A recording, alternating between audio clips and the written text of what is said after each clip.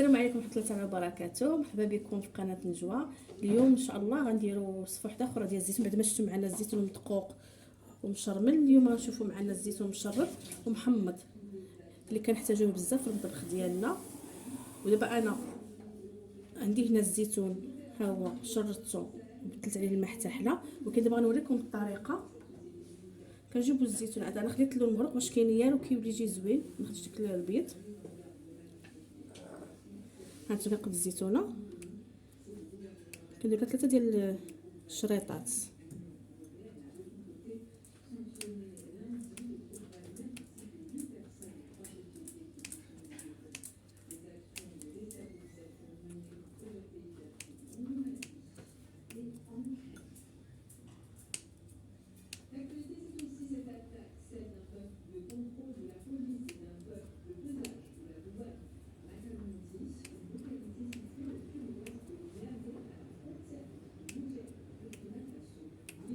كانوا كنديروا هاد الشيطات وحنا كنبركوا على الزيتون حتى كتوصل لنا السكين للعظم باش كيحل لنا دغيا. انا بعد ما كملت الكميه اللي عندي ديال الزيتون كنخليها هكا في شي سطيل ولا في شي حويجه، كنخليها كنبقى نبدل عليها الماء حتى كيحلى الزيتون. من بعد ما كيحلى الزيتون كنصفيو عليه الماء. دابا غندوزو للطريقه ديال التحماض ديالو. عندنا واحد 4 الحبات هنا ديال الحامض مقطعين مربعات، ها هما. عندنا هنا 1 الكيلو ديال الحامض البلدي معصر، وواحد 2 كيلو ديال الحامض العادي حتى هو معصر. وانا طحنت سواء الليمون البلدي ولا العادي راه طحنتهم بالملحه. احتاجيت واحد 100 غرام ديال الملحه، وملي غنشرب لازم تقريبا خصنا تكون فيه الملحه بزايد باش ما كيهبطلناش الزيتون.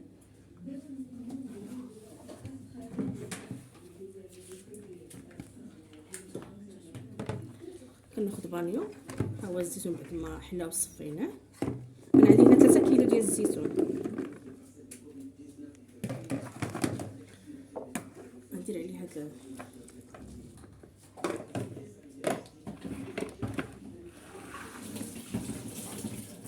وغنزيدو عليه العصير ديال الحامض اللي كما قلت لكم راني طحنته بالملحه.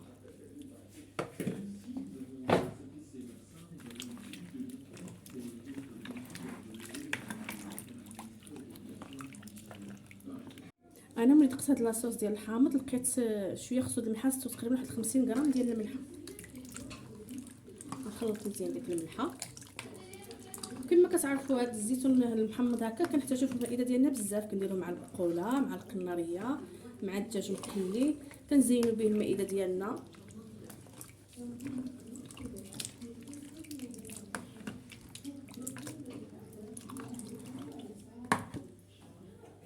ناخذ هاد العليبه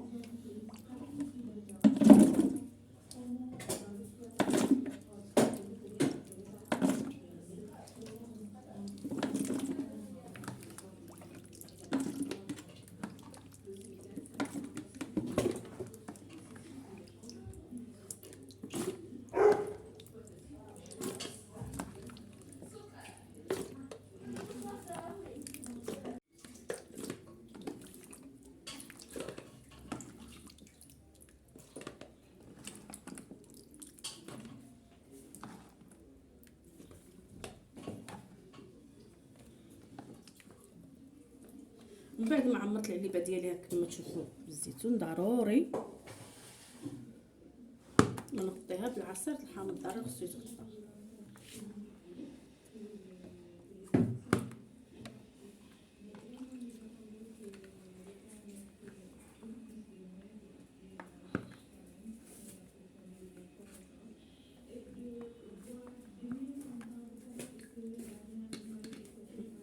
كما كتشوفوا الزيتون كله غطيناه بالعصير الحامض.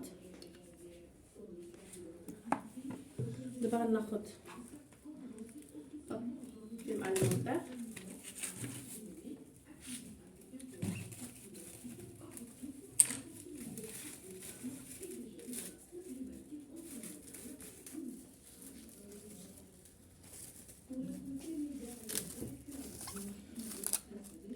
ان هاد الزيتون هذا ما خصوش يضربوا لنا الهواء باش كيبقى لنا محتفظ، والمده ديالو كيبقى لمده 7 ايام كيكون واجد للماكله. ومن الاحسن ملي تجيو تجبدوه بمعلقه، ديما المعلقه باش يبقى محتفظ.